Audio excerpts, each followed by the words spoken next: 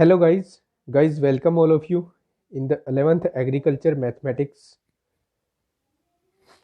Chapter number 17 ठोस ज्यामिति का आज हम पार्ट 2 पढ़ने वाले हैं। इस पार्ट 2 में हम क्वेश्चन नंबर 11 से लेकर क्वेश्चन नंबर 20 तक सॉल्व करेंगे। अब पढ़ लेते हैं क्वेश्चन नंबर 11 को। इसमें बोला है, देखो, 3.5 मीटर लंबी, 2.5 मीटर ऊंची और 60 सेंटीमीटर मोटी दीवार में 20 सेंटीमीटर लंबी, 10 सेंटीमीटर चौड़ी और 7 सेंटीमीटर मोटी कितनी ईंटें लगेंगी जबकि बनी हुई दीवार के 10% भाग में चूना और मसाला है। तो देखिए फ्रेंड्स, यहाँ पर हम सबसे पहले ये जो दीवार की डायमेंशंस दी गई हैं 24, 10 और 8, इनको लेकर हम इस दीवार का आयतन निकालेंगे चूना और मसाला सहित। फिर हम इसमें से चूना और मसाला का 10% जो निकलेगा वो घटा देंगे। चूना और मसाला का 10% घटाकर हमारे पास जो बचेगा वो ईंटों का आयतन बचेगा।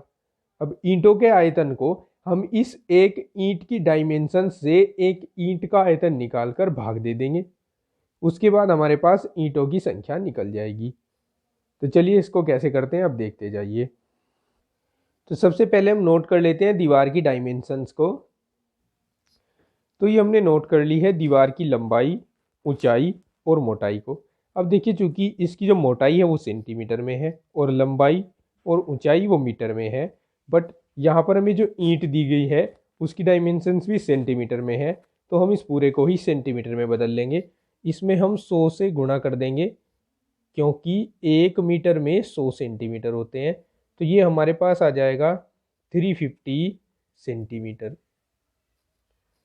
इसी तरह इसको भी कन्वर्ट करके 100 से मल्टीप्लाई करके ये हो जाएगा 250 सेंटीमीटर। अब जैसा कि मैंने आपको बताया है कि हमें इस दीवार का आयतन निकालना होगा, तो हम इस दीवार का आयतन निकाल कर रख लेते हैं। तो लिखते हैं दीवार का आयतन। अब देखिए दोस्तों कि दीवार जो होती है वो घनाभाकार होती है, तो इसलिए दीवार का आयतन बराबर घनाभ का आयतन होगा, यानी L गुणा B गुणा H होगा। 350 गुणा 250 गुणा 60, तो ये होगा 350 गुणा, अब देखिए 25 चक्की 150 होते हैं, एक जीरो इसकी लग जाएगी, 1500 हो जाएगा। अब हम गुणा करते हैं 15 की 35 में, 15 पंजे 75, 7 बचे हासिल किए और 15 तिया 45 और 7 52 और 1 2 3 जीरो आ जाएंगी इसके साथ में, तो इतने सेंटीमीटर क्यूब होगा। अब देखिए इसमें हमें कहा गया है कि 10% जो है वो चूना और मसाला लगा हुआ है, तो चूना और मसाला जो लगा हुआ है उसका आयतन भी निकाल लेंगे। उसका आयतन कैसे निकलेगा? उसका आयतन इस दीवार के आयतन का 10% होगा, तो यहाँ निकालेंगे चूने और मसाले का आयतन।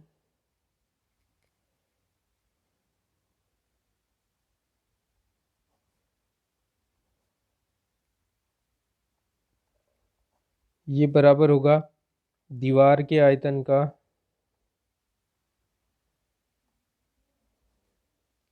10%।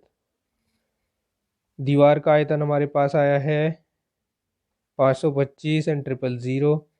इसका 10% यानी 10/100 लिख देंगे यहाँ। इस जीरो से इस जीरो को और इस जीरो से इस जीरो को काट देंगे, तो हमारे पास आएगा 5250, ओ सॉरी 52,500 आएगा हमारे पास चूने और मसाले का आयतन घन सेंटीमीटर में। अब देखो, इस दीवार से चूना और मसाला निकालकर बाकी क्या रह जाएगा? ईंटों का आयतन। तो हम ईंटों का आयतन निकाल लेंगे और उसको कहेंगे कि बिना चूने मसाले के दीवार का आयतन। इसको हम लिखेंगे बिना चूने व मसाले के दीवार का आयतन। अब देखिए दीवार का जो आयतन हमारे पास पहली बार आया था उसमें से हम इस चूने और मसाले के आयतन को घटा देंगे, तो जो भी बचेगा वो बिना चूने और मसाले के दीवार का आयतन होगा। और इनको घटाकर हमारे पास बचता है 47,25,000 घन सेंटीमीटर। अब देखिए जो ईंट की विमाएं दी गई हैं उनको लिख लेते हैं। तो यहाँ लिख लेंगे, दिया है ईंट की लंबाई, इसको L डैश से निरूपित कर दीजिए। 20 सेंटीमीटर तो लंबी है ये। और ईंट की चौड़ाई, इसको B डैश से निरूपित कर दीजिए, और चौड़ाई है 10 सेंटीमीटर। और मोटाई, इसकी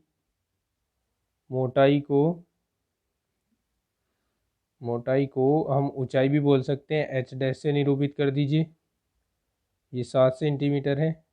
अब इस एक ईंट का आयतन निकालेंगे। एक ईंट का आयतन,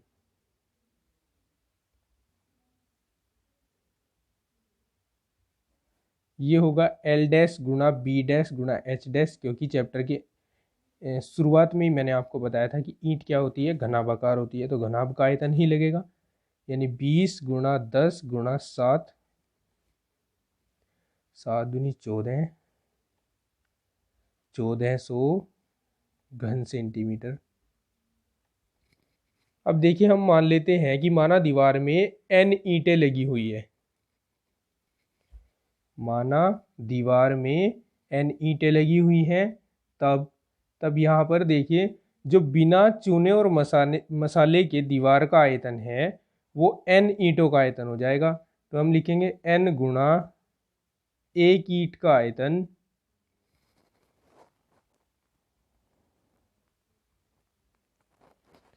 बराबर बिना चूना मसाले के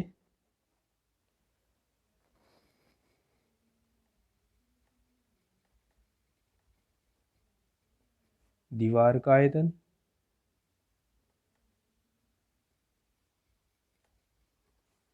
n गुना एक ईंट का आयतन हमारे पास 1400 आया है, बराबर बिना चूने मसाले के जो आयतन आया था हमारे पास वो ये आया था 47,25,000।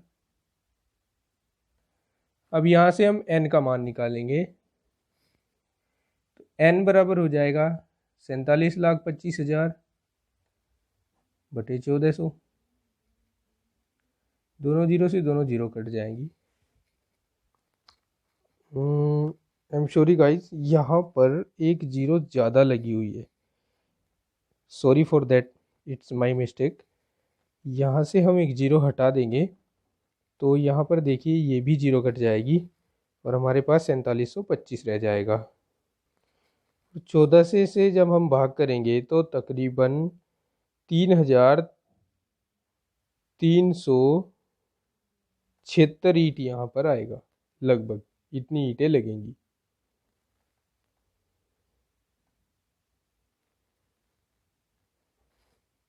तो इस तरह से ये क्वेश्चन सॉल्व होगा।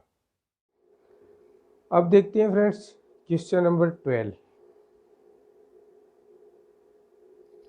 इसमें हमसे बोला है यदि एक ईंट 24 सेंटीमीटर लंबी, 10 सेंटीमीटर चौड़ी और 8 सेंटीमीटर मोटी हो तो 16 मीटर लंबी, 6 मीटर ऊंची और 20 सेंटीमीटर मोटी दीवार बनाने में कितनी ईंटों की आवश्यकता होगी।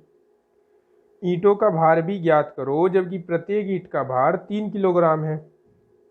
देखो ईंटों की संख्या कैसे निकलेगी, हमें एक ईंट का आयतन निकालना है, लंबाई चौड़ाई और ऊंचाई 24, 10 और 8 का प्रयोग करते हुए, और दीवार का आयतन निकालना है 16, 6 और 20 इन विमाओं का प्रयोग करते हुए।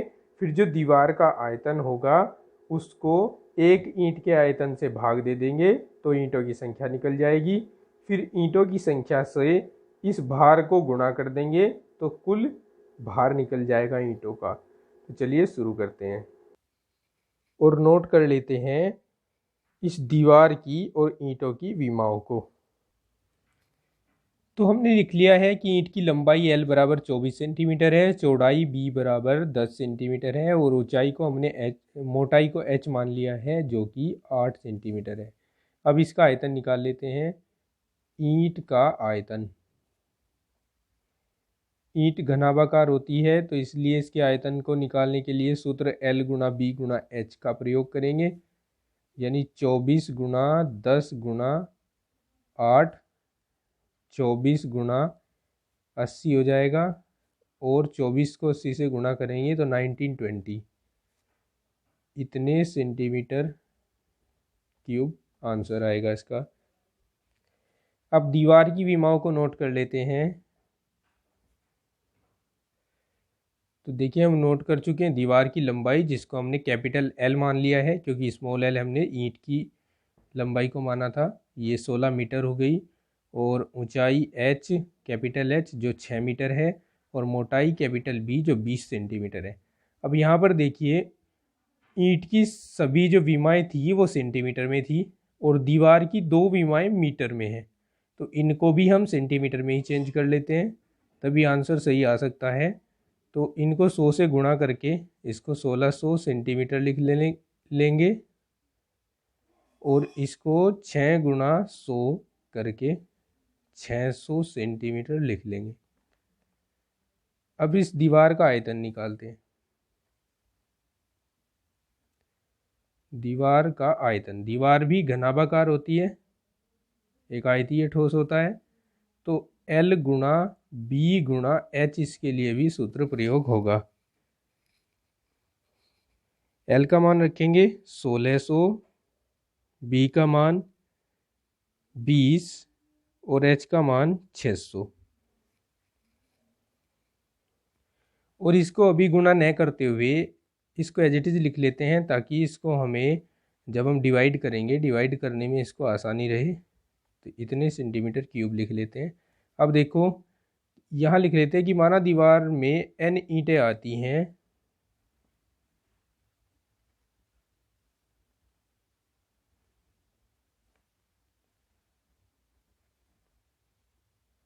तब देखो n गुणा एक ईंट का आयतन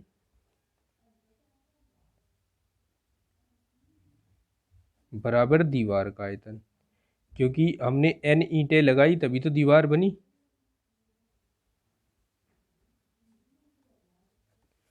n गुणा एक ईंट का आयतन।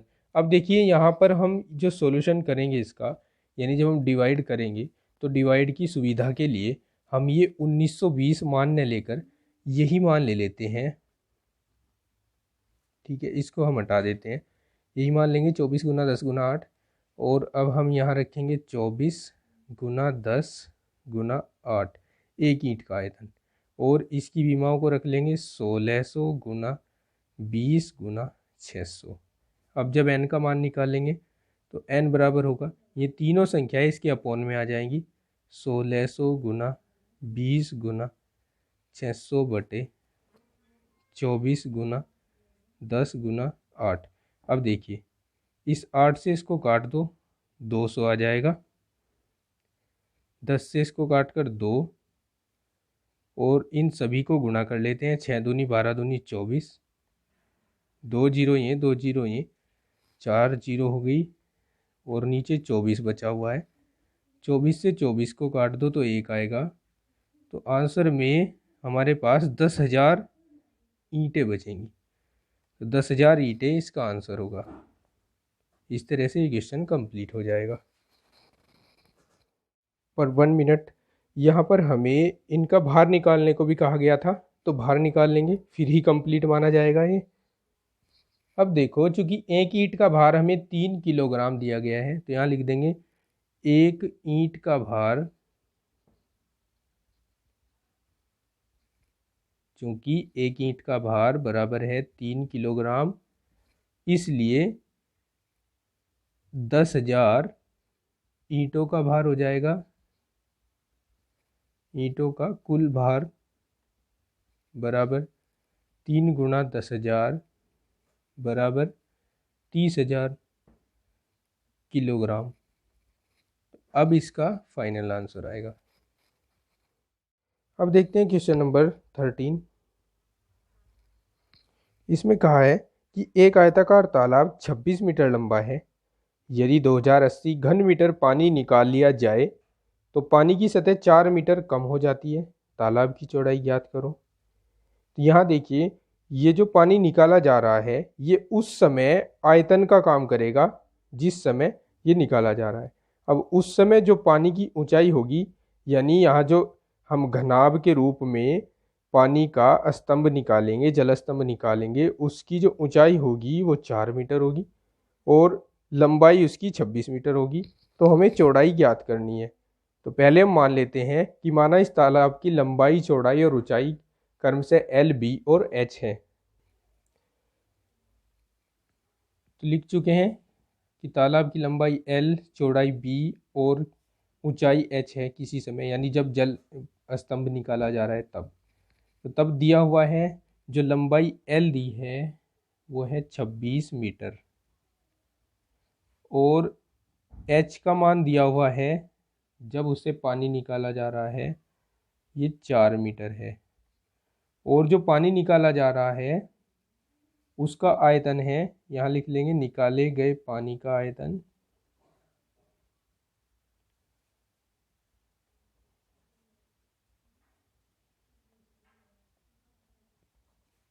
ये है 2080 घन मीटर। तब हमें इसकी जो चौड़ाई b है वो ज्ञात करनी है। अब देखो, अब हम यहाँ पर निकाले गए पानी का आयतन के लिए सूत्र अप्लाई करेंगे। तो निकाले गए पानी का आयतन क्या होगा?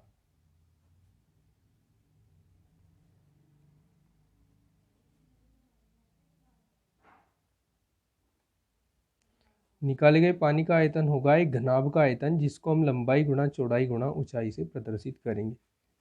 और ये आयतन इस 2080 आयतन के बराबर है, घन मीटर के बराबर है। तो यहाँ हम लिख देंगे इट इज इम्प्लाई एल गुणा बी गुणा एच इक्वल्स टू 2080। एल की वैल्यू रख देंगे 26 है, बी की वैल्यू हमें ज्ञात करनी है इसमें, एच की वैल्यू इस समय 4 है तो 2080 हो जाएगा। बी की वैल्यू जब फाइंड करेंगे तो 2080 upon 26 into 4, B equals to 4 से इसको काट दीजिए, ये कट सकता है। यहाँ आ जाएगा हमारे पास 520, ये 2 से कट सकता है 20, यानी चौड़ाई उस तालाब की 20 मीटर है और यही आंसर होगा इसका। अब देखते हैं क्वेश्चन नंबर 14। इसमें कहा है एक हौज 4 मीटर लंबा और 2.5 मीटर चौड़ा है, उसमें 15,000 लीटर पानी आता है। यदि 1 लीटर पानी 1 घन डेसीमीटर स्थान घेरता है तो हौज की गहराई बताओ। तो हम मान लेते हैं कि माना हौज की गहराई h है। हमने मान लिया कि हौज की गहराई h मीटर है। तब लिखते हैं जो जो कुछ दिया हुआ है। एक तो हमें दिया हुआ है इसमें हौज की लंबाई, इसको हम L मान लेते हैं, ये 4 मीटर दी हुई है। और चौड़ाई दी हुई है, हौज की चौड़ाई, इसको हम B मान लेते हैं, ये हमें 2.5 मीटर दी हुई है। और हौज का आयतन दिया है, पानी आने का मतलब है कि इसमें इतने लीटर पानी आता है, उसका मतलब है आयतन देना। तो हौज का आयतन दिया है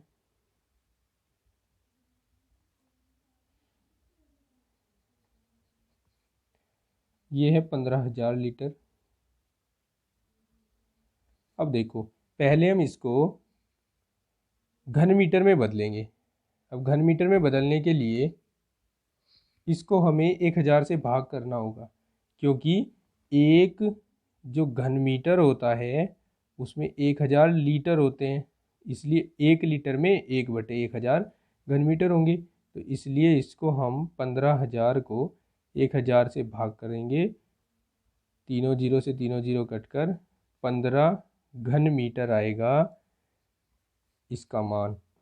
अब देखिए यहाँ पर हम सूत्र अप्लाई करेंगे होज के आयतन के लिए, होज का आयतन।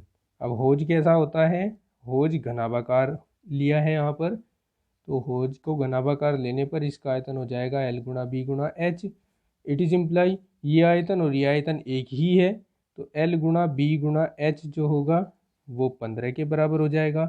अब हम इसमें L की वैल्यू जो हमारे पास है 4 उसको पुट करेंगे, B की वैल्यू 2.5 है और H की वैल्यू H ही रखेंगे इक्वल्स टू 15। अब इन दोनों को मल्टीप्लाई करेंगे, देखो 25 चौके 100 होते हैं तो 10.0 हो जाएगा गुणा H बराबर 15 और H बराबर हो जाएगा 15/10 और H बराबर हो जाएगा 1.5 metre. And it will be answer of this question.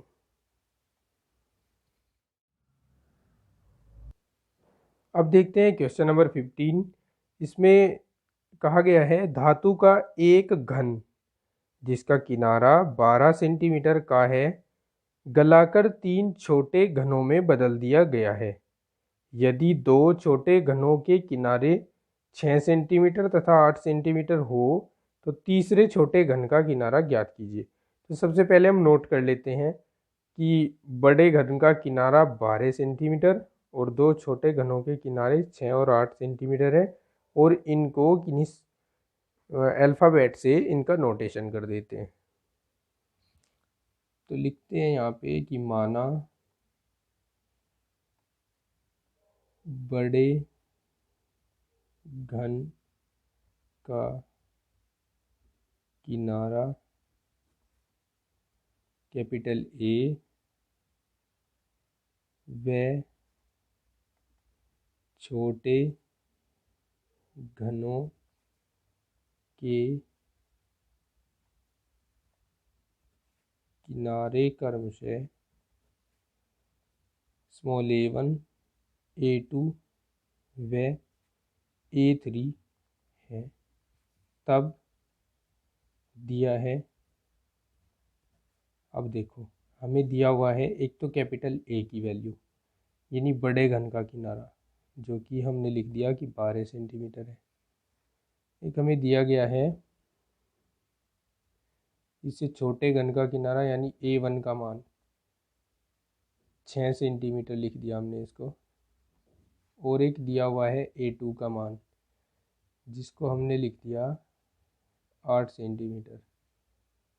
और हमें जो ज्ञात करना है वो है तीसरे छोटे घन का किनारा यानी A3 हमें इसमें ज्ञात करना है। अब देखो एक बड़ा घन पिघला कर 3 छोटे छोटे घन बनाए गए, तो जो इसका आयतन है वो इन तीनों के आयतनों के योग के बराबर होगा। हम लिखेंगे कि बड़े घन का आयतन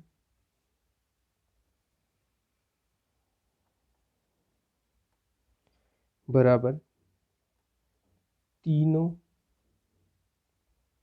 छोटे घनों के आयतनों का योग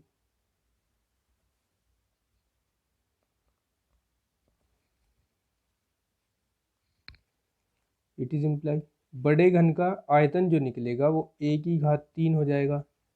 पहले छोटे घन का आयतन A1 की घात 3 प्लस दूसरे छोटे घन का आयतन A2 की घात 3 प्लस तीसरे छोटे घन का आयतन A3 की घात 3 होगा।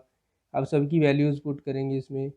A की वैल्यू 12 है तो 12 क्यूब, A1 की वैल्यू 6 है तो 6 क्यूब, प्लस A2 की वैल्यू 8 है तो 8 क्यूब, और A3 की वैल्यू को A3 ही रखेंगे।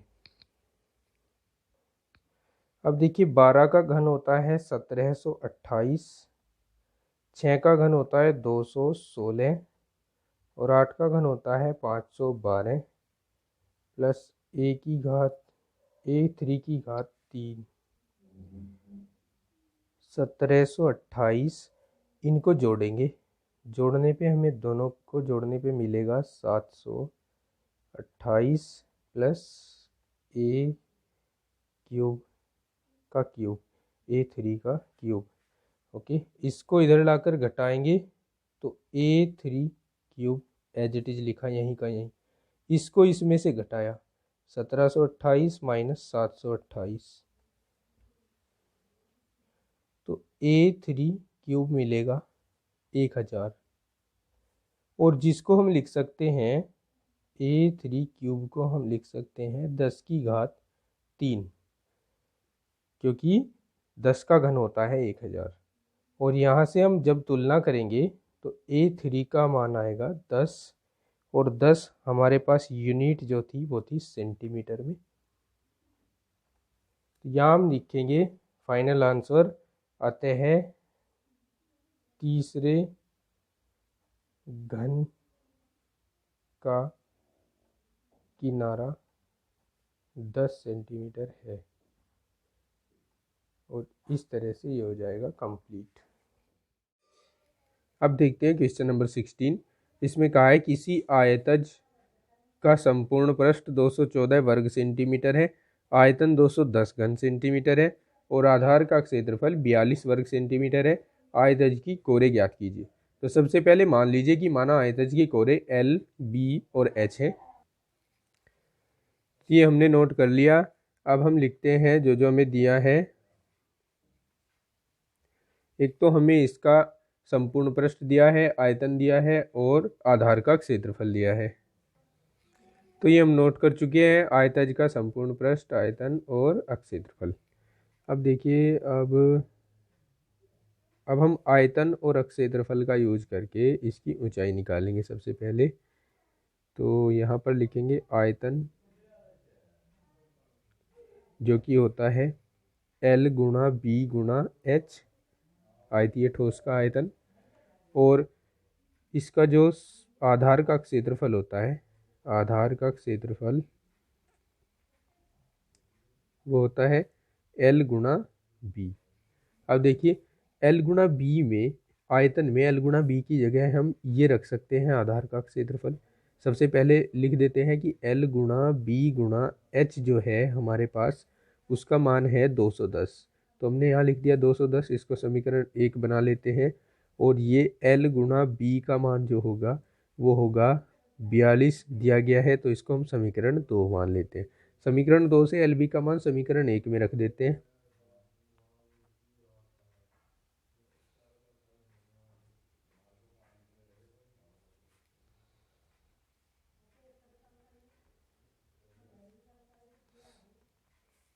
तो L गुणा B में 42 रख देंगे यहाँ पे, तो 42 गुणा H बराबर 210 हो जाएगा, और H बराबर 210 हो जाएगा 210 बटे 42, और 42 पंजे 210 होते हैं तो 5 आ जाएगा। तो H का मान आ गया 5, यानी ऊंचाई निकल कर आ गई हमारे पास 5 सेंटीमीटर। अब जो संपूर्ण पृष्ठ का सूत्र होता है उसको लिखेंगे। संपूर्ण पृष्ठ इक्वल्स टू होता है 2 into LB plus BH plus HL। अब ये जो संपूर्ण पृष्ठ है इसको हम इसका मान रख देंगे इसके इक्वल, क्योंकि 214 के इक्वल दे रखा है। तो it is imply 2 into LB plus BH plus HL equals to 214। इसको 2 से डिवाइड करेंगे तो LB plus BH plus HL equal होगा 214 बटे 2, यानी 107 आ जाएगा। अब इसमें LB प्लस, देखिए H का मान हमारे पास है, तो H को कॉमन लेकर हम इसको लिखेंगे B plus L into H equals to 107। इसको हम इक्वेशन नंबर 3 मान लेते हैं। अब इक्वेशन 3 में LB का मान समीकरण 2 से और H का मान यहाँ से रख देंगे 5। तो यहाँ लिखेंगे समीकरण 2 व 3 से LB का मान रख देंगे 42 plus B plus L into H equals to 107। इसको उधर ले जाकर इसमें से माइनस करेंगे तो L plus B into H equal हो जाएगा 107 माइनस 42। तो यहाँ पर मान रखते हुए हम b plus L into 5 equals to 65, ये 65 हो जाएगा घटकर। तो b प्लस एल की वैल्यू जो निकलेगी वो 65/5, यानी b प्लस एल की वैल्यू निकलेगी 13। इसको मान लो समीकरण नंबर 4। अब समीकरण नंबर 2 और 4 को सॉल्व करेंगे। अब समीकरण 2 मैं फिर से लिख देता हूँ समीकरण 2 को। समीकरण 2 है L गुना B बराबर 42। यहाँ से हम L का मान निकाल लें B के पदों में और उसको समीकरण 4 में रख दें, तो या L बराबर हो जाएगा 42/B समीकरण 4 में रखने पर। तो यहाँ B प्लस 42/B बराबर हो जाएगा 13 के। b यहाँ से एलसीएम लेंगे तो b² प्लस 42/b बराबर 13 और b² प्लस 42 बराबर 13b। अब इसको यहाँ लाएंगे, देखिए मैं इसको यहाँ कर देता हूँ। अब b² प्लस 42 माइनस 13b बराबर 0, और इसको हम लिख सकते हैं b² minus 13b plus 42 equals to 0। अब इसके गुणनखंड करते हैं। गुणनखंड करना आप जानते हैं, कोई दो ऐसी संख्याएं ढूंढते हैं कि जिनका गुणनफल 42 हो और जोड़ने पर उनको 13 आता हो। तो 7 और 6 ऐसी दो संख्याएं होती हैं जिनको जोड़ने पर 13 और गुना करने पर 42 आता है। तो यहाँ हम b² माइनस, देखिए 7, अगर 7 और 6 को जोड़े तो 13 आता है, 7 गुना 6 करे तो 42 आता है। तो यहाँ पर हम 13 हटाकर 7 प्लस 6 रख देंगे इसकी जगह। 7 प्लस 6 b प्लस 42 बराबर 0, और b² minus 7b minus 6b plus 42 बराबर 0। यहाँ से दो दो के युग्म बनते हैं। पहले युग्म से b कॉमन दिख रहा है तो b माइनस 7, दूसरे युग्म से -6 कॉमन दिख रहा है तो b माइनस 7 बचेगा इक्वल्स टू 0। अब b minus 7 and b minus 6 equals to 0 हो जाएगा। अब यहाँ से या b माइनस 7 बराबर 0 होगा या b माइनस 6 बराबर 0 होगा। तो b बराबर हो जाएगा 7 के, या b बराबर लेंगे हम यहाँ से 6। अब b का मान इस समीकरण 4 में रखेंगे जो है b plus L equals to 13। तो इसको मैं आगे लिख लेता हूँ। समीकरण 4 b plus L equals to 13। देखिए अब यहाँ हम बारी बारी से लेंगे। जब b बराबर हम 7 ले रहे हैं तो l का मान आएगा 13 माइनस 7 जो 6 आ जाएगा। अब हमारे पास सारी वैल्यूज़ निकल गई हैं। लिखेंगे इस प्रकार हम ले सकते हैं। देखिए जब यहाँ पर एक और ले लीजिए, ये b बराबर हम लेंगे 6 तो l बराबर मिलेगा 13 माइनस 6 यानी 7। अब देखिए लंबाई को लेंगे हम, 6 नहीं लेंगे क्योंकि लंबाई फिर कम हो जाएगी, चौड़ाई ज़्यादा हो जाएगी। तो हम यहाँ ले लेते हैं 7 लंबाई का मान। तो इस प्रकार लंबाई जो l होगी वो हो जाएगी 7 सेंटीमीटर। चौड़ाई निकली है हमारे पास 6 सेंटीमीटर और ऊंचाई हो जाएगी h बराबर 5 सेंटीमीटर। तो ये इस आयतीय ठोस की विमाएँ थी जो हमें निकालनी थी। ये इसका आंसर हो जाएगा। अब देखिए क्वेश्चन 17 और क्वेश्चन 16 बिल्कुल एक जैसे हैं। इसमें कहा है एक आयताकार ठोस का संपूर्ण पृष्ठ 724 वर्ग सेंटीमीटर है, उसके आधार का क्षेत्रफल 132 वर्ग सेंटीमीटर है और एक ऊर्ध्वाधर फलक का क्षेत्रफल 110 वर्ग सेंटीमीटर है। ठोस की लंबाई, चौड़ाई और ऊंचाई ज्ञात करो। देखिए इसमें हमें संपूर्ण पृष्ठ दिया है और हमें आयतन ने देकर एक आधार का क्षेत्रफल दे दिया है और एक फलक का क्षेत्रफल दे दिया है। तो उसी तरह से हम पहले नोट कर लेते हैं कि माना इसकी लंबाई l, चौड़ाई b और ऊंचाई h है। तो हम नोट कर चुके हैं लंबाई, चौड़ाई और ऊंचाई को। अब जो जो हमें दिया हुआ है उसको लिखते हैं। तो दिया है हमें, एक तो दिया है संपूर्ण पृष्ठ,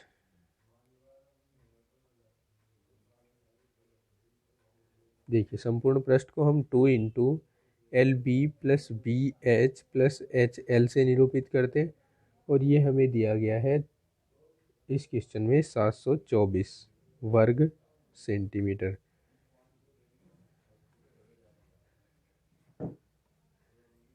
यहाँ एक लाइन छोड़ लेते हैं क्योंकि हमें इसकी इक्वेशन बनानी पड़ेगी क्वेश्चन के अकॉर्डिंग। आगे लिख लेते हैं इसके आधार का क्षेत्रफल 132 है। देखिए आधार का क्षेत्रफल, आधार में लंबाई और चौड़ाई होती है तो L गुणा B का मान दिया हुआ है ये 132 वर्ग सेंटीमीटर। और हमें दिया गया है एक अन्य फलक का क्षेत्रफल, एक अन्य फलक का क्षेत्रफल ऊर्ध्वाधर फलक। अब देखिए इस ऊर्ध्वाधर फलक में ये लंबाई हो गई और ये चौड़ाई हो गई, इधर ये ऊंचाई। तो ऊर्ध्वाधर फलक ये हुआ, इसमें लंबाई और ऊंचाई होगी तो यहाँ लिख देंगे ऊर्ध्वाधर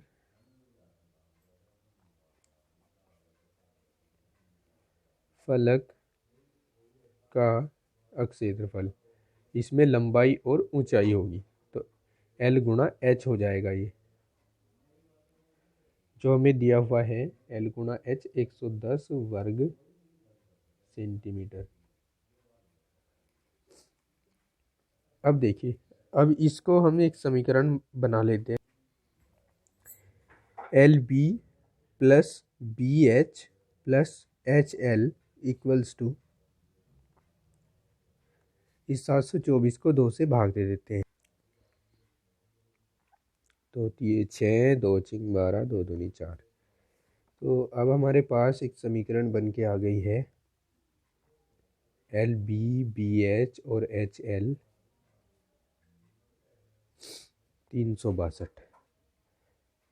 अब देखिए एल बी की वैल्यू भी हमारे पास है 132 तो यहाँ से हम एल बी की वैल्यू रख देंगे और एल एच की वैल्यू भी हमारे पास है तो बी एच को एज इट इज रखते हुए एल एच की वैल्यू हम रख देंगे यहाँ से 110 और ये बराबर हो जाएगा 362 के। इनको जोड़ लेंगे बी एच प्लस, जोड़ेंगे तो 2 3 और 1 4, 1 और 1 2, 242 आएगा बराबर 362 और यहाँ से बी एच की वैल्यू निकल जाएगी 362 माइनस 242 तो बी एच इक्वल हो जाएगा, ये 0 बचेगा यहाँ 2 और यहाँ 1, 120। अब देखिए यहाँ से हम b का मान निकाल लें या h का मान निकाल लें। h का मान निकाल कर हम इस समीकरण में रखेंगे तो h का मान हो जाएगा यहाँ से 120/b और ये मान हम रखेंगे। इसको हम समीकरण 1 मान लेते हैं, इसको समीकरण 2 मान लेते हैं तो h का मान समीकरण 2 में रखेंगे